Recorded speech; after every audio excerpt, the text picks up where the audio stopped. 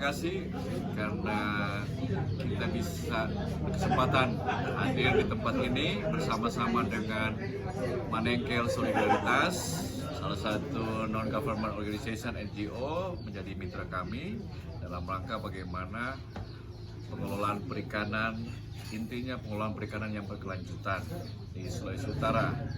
Nah, kami hadir sini untuk bagaimana langsung melakukan pendekatan, pelatihan, bimbingan teknis dalam rangka membina nelayan-nelayan kecil, pelaku usaha, lautan perikanan yang ada di Kota Bitung khususnya, di Kelurahan Mawali Kecil dan Batu Lubang, untuk mengetahui apa yang dimaksud dalam rangka mereka mempelajari lebih adjustable untuk fish landing monitoring, bagaimana mendata together data, pada prinsipnya untuk mereka bisa mengetahui dengan menggunakan teknologi yang terbaru, Global Positioning System, GPS juga. Kemudian diharapkan terjadi perubahan sebelum mereka mengetahui pendataan secara logbook penangkapan menggunakan GPS, hasil yang didapatkan produktivitas diharapkan pada saat mereka mengetahui tentang logbook penangkapan dan menggunakan alat GPS itu menambah produktivitas hasil tangkapan bagi nelayan di dua kelurahan Mawali Kecil dan Batu Lubang khususnya, dan tentu perikanan di Sulawesi Utara dalam rangka menuju ke pengolahan perikanan yang berkelanjutan.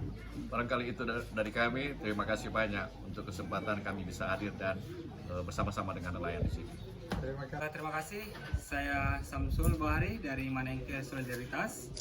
Jadi kami selaku koordinator program perikanan tangkap sangat berterima kasih kepada Dinas Kelautan Perikanan Provinsi, Dinas Kelautan Perikanan Kota Bitung, BP3 Bitung telah bersama-sama memfasilitasi pelatihan logbook perikanan tangkap di kelompok binaan kami di Kelurahan Mawali dan Kelurahan Batu Lubang, dan Manengkel juga banyak kegiatan untuk pendampingan livelihood-nya juga di Batu Lubang dan Mawali. Di Batu Lubang ada satu kelompok livelihood namanya kelompok Maju Terus, di Mawali kelompok Maju Bersama Mawali, dan dua koperasi di Pulau Lembeh. Terima kasih.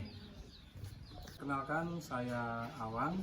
Di sini saya sebagai instruktur dari BP3 Bitung memberikan materi BIMTEK terkait pengoperasian GPS hand kepada para nelayan atau pelaku usaha perikanan tangkap, dan tata cara pengisian logbook penangkapan ikan yang sudah disederhanakan, karena dengan cara seperti itu memiliki harapan ke depan agar nelayan lebih tertib administrasi dalam pengisian dokumennya, sehingga dapat mempermudah juga bagi petugas di pelabuhan perikanan untuk mendata ikan hasil tangkapan sesuai real time yang mereka lakukan. Terima kasih atas waktu dan kesempatan. Baik, ini adalah lembar dokumen logbook penangkapan ikan yang sudah disederhanakan. Jadi fungsi dari logbook tersebut untuk mempermudah kita untuk mencari data, mengamankan data terkini tentang jenis penangkapan, jenis hasil tangkap, lokasi keberangkatan, dan lain-lain yang bersangkutan dengan operasi penangkapan ikan. Nah, di sini ada beberapa item. Yang pertama, lokasi keberangkatan. Lokasi keberangkatan kita bisa isi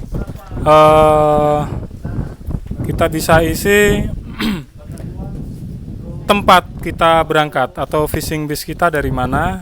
Misalkan di Pelabuhan Perikanan Bitung, kita tulis. Kemudian nama kapal. Ya, nama kapal kita isi dengan nama kapal yang kita gunakan sekarang. Misalkan kapal motor Burung Kuning kita tulis di sini. Kemudian nama pemilik atau nama ownernya, pemilik kapal siapa kita tulis di sini namanya. Kemudian untuk alat penangkapan ikan kita isi dengan jenis alat penangkapan. Misalkan alat tangkap dengan menggunakan jaring atau pancing atau alat tangkap bubu. Kita tulis di sini. Ukuran di sini dengan menggunakan satuan gross ton ya, atau berat kotor dari kapal tersebut. Jadi misalkan 10 gross ton, 30 gross ton atau 60 gross ton, kita boleh isi di sini. Untuk daya mesin dengan satuan PK kita isi 150 atau berapa PK, itu kita isinya di sini. Nah, di sini tanggal keberangkatan. Tanggal keberangkatan kita isi tanggal di mana kita berangkat menuju lokasi penangkapan ikan.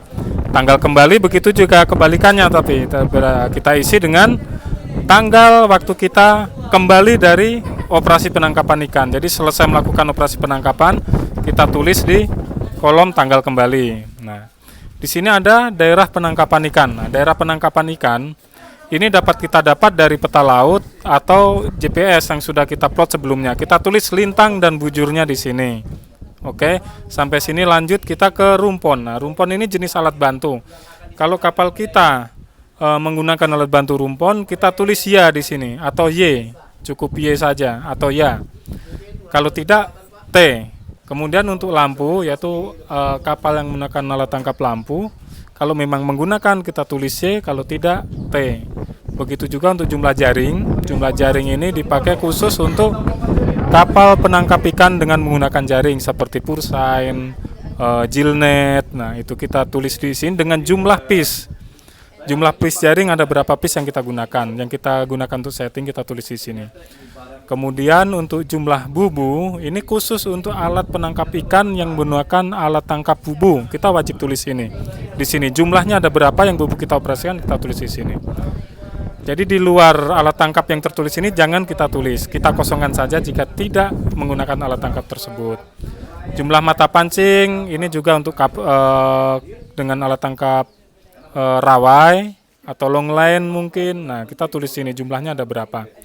Terus untuk jumlah pemancing, ini biasanya untuk kapal-kapal pull and land, ya, kapal pull and land. Jadi kita tulis jumlah orang yang melakukan kegiatan memancing di atas kapal, kita isi di sini. Nah, kemudian untuk jenis umpan yang digunakan biasanya untuk kapal pancing atau kapal bubu. Misalkan kita menggunakan umpan ikan kembung, ya kita tulis ikan kembung.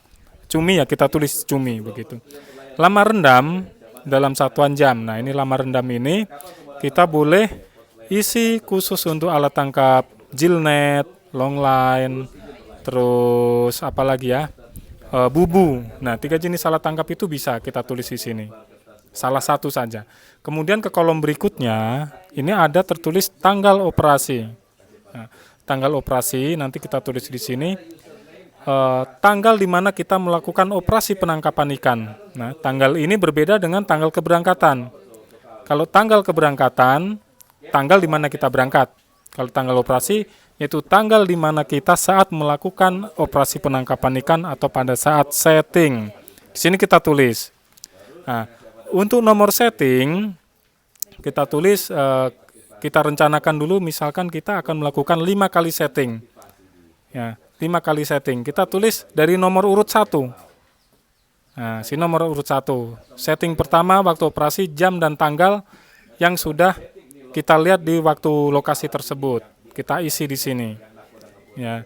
Kemudian hasil tangkapan kilogram per ekor. Nah, di sini ada jenis 1. Jenis 1 ini kita isi jenis hasil tangkapan utama atau yang paling mendominasi pertama apa? Misalkan ikan tuna, kita tulis tuna. Kita tulis ikan tuna.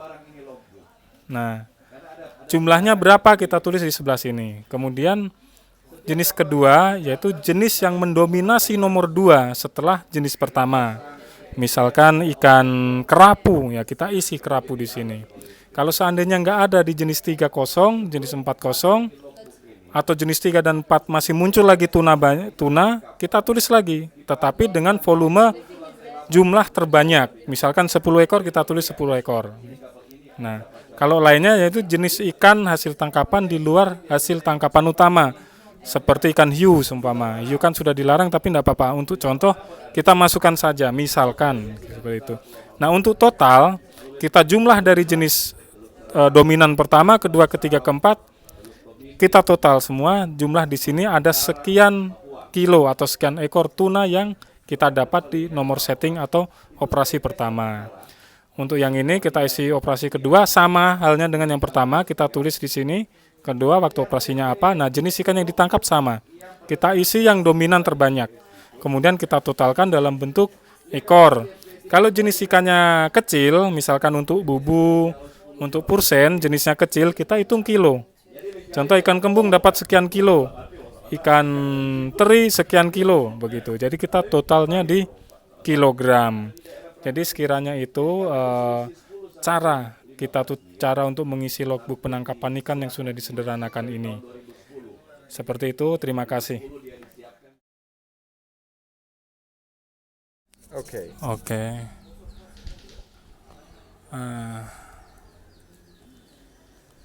Ini adalah GPS hand merek Jarmin tipe 72H.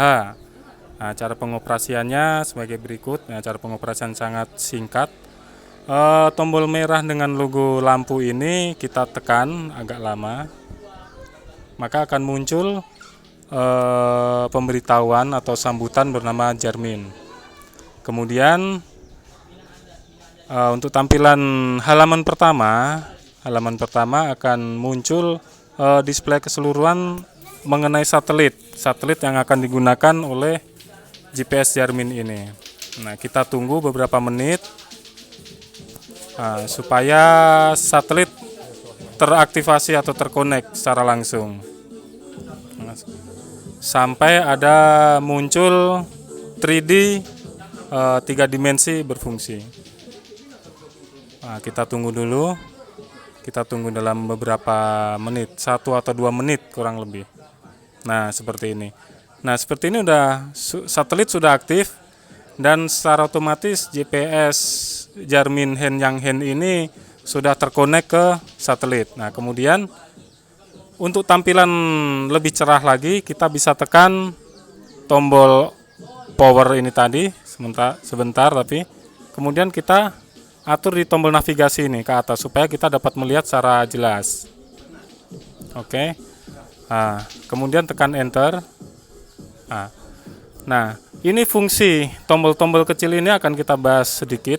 Seperti ini yang page atau halaman. Ini jika kita tekan akan menampilkan halaman atau fitur dari GPS hand tersebut. Nah, seperti ini ada kompas. Kita tekan lagi. Nah, ini rute atau track jalur yang akan kita lewati.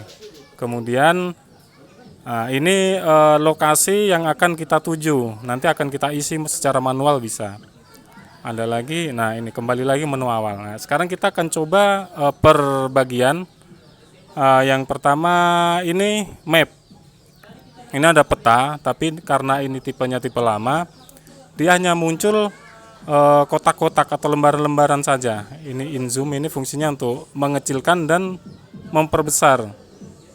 Nah, seperti ini map atau peta. Kemudian yang ini kompas, ini menunjukkan haluan kapal kita atau arah kita akan kemana. Nah, di sini jelas ada tanda selar north atau utara ini. Nah, ini utara ke arah sana. Nah, ini haluan kapal kita yang ini. Yang tanda panah ke samping kiri. Nah, kemudian ini yang rute tadi. Nanti akan ada track atau jalur plot peta di sini. Apabila kita menyimpang dari jalur, dia akan berbunyi atau sebagai tanda. Nah, ini waypoint. Kita nanti akan mengaktifkan masalah waypoint yang akan kita tuju. Seperti kita tekan enter. Nah, kita tekan enter. Nah, di sini ada beberapa kotak atau kolom, yaitu simbol atau tanda. Ini simbol. Nah, ini kalau kita enter, kita tekan, kita akan bisa pilih terserah. Ada zoo, kebun binatang, waypoint atau titik yang terus ultralight area, tunnel, track stop. Kita tinggal pilih yang mana, karena kita nanti di laut, fungsinya ke marine. ke marine, kita menggunakan yang waypoint. Nah, kemudian kita enter.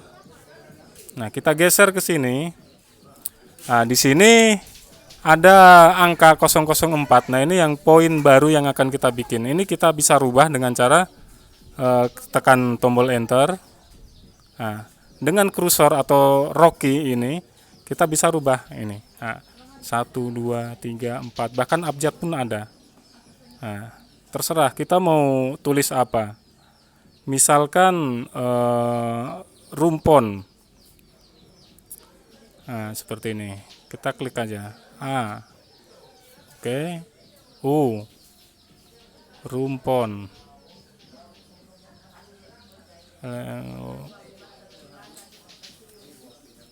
Begini. Next, sampai selanjutnya. Jika sudah, kita tekan enter baru. Sini udah berubah. Misalkan tadi rumpon, ini hanya aru kan karena waktu ya. Nah, kita tekan ke bawah. Nah, ini untuk tanggal, jam, dan bulan tahun, waktu. Nah, ini kita bisa rubah. Sekarang tanggal berapa? Nah, kita rubah dengan enter. Nah, kita bisa rubah lagi. Nah, seperti ini kita bisa rubah semua. Kita edit semua bisa. Nah, kemudian kita tekan tombol enter kembali dan digeser ke bawah untuk kursornya. Ini untuk lintang dan bujur. Nah, ini kebetulan ini lintang selatan dan bujur timur. Ini. Nah, seperti ini bisa kita rubah juga untuk goto. Kita contoh kalau mau memasukkan plotting ini kita harus menjangka peta, pakai peta laut, lintang bujur kita masukkan ke dalam sini. Kita tekan enter, nah kita bisa rubah ini. Nah, sama halnya yang di atas tadi. Oke, kemudian ini nanti akan otomatis terbuka. Nah, dan kita tinggal arahkan ke OK dan kemudian tekan tombol enter. Nah, di sini sudah. Nah, jadi kita sudah bikin waypoint baru dengan nama Aru. Seperti ini misalkan. Kemudian kita akan kembali ke halaman utama dengan cara tekan quit ini atau langsung ke page juga bisa. Nah.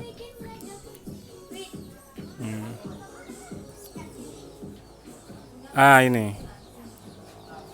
Kita kembali tadi ternyata udah fitur paling terakhir. Nah, kita akan mencoba ke peta laut, ke Guto. Ya, ke peta laut. Map, sorry. Ini misalkan ini simbol kapal kita berada. Ini simbol kapal kita. Yang segitiga hitam ini. Nah, ini kapal kita. Dan yang ujung ini haluan. Nah, ini waypoint kita 19. Contoh titik waypoint pertama 19. Nah, jika kita ingin merubah atau memindah, tinggal tekan enter. Oke. Guto. Nah, ini kita masukkan lintang bujur yang baru. Seperti tadi mekanismenya atau caranya kita rubah saja di sini. Yang lebih simple kita rubah menjadi 7. 1 aja atau 8. Oke, 8. Kita enter dan oke. Nah, kita enter kembali. Nah, ini ketahuan. Berarti track kita harus ke sini, arahnya ke sini. Yang ada garis. Ini. Kita kalau mau ini kita zoom. Nah, ini track kita yang akan kita lalui. Ini seperti yang sudah kita plot tadi di program Guto ya. Ini seperti itu. Nah, untuk melihat tracknya secara langsung, waypointnya kita bisa lihat di sini nanti. Nah, ini sudah kelihatan warna hitam. Ini waypoint ini mengikuti. Jika kita begini dia akan bergeser sesuai haluannya. Begitu. Oke, saya kira itu untuk penjelasannya. Pengoperasian hand GPS ini sangat simpel memang dan sangat mudah. Nah, untuk menyelesaikan program datanya kita tekan ini untuk kompas kita tekan quit. Kembali lagi. Oke. Nah, dan kita pilih stop navigation. Kita enter. Sudah. Clear.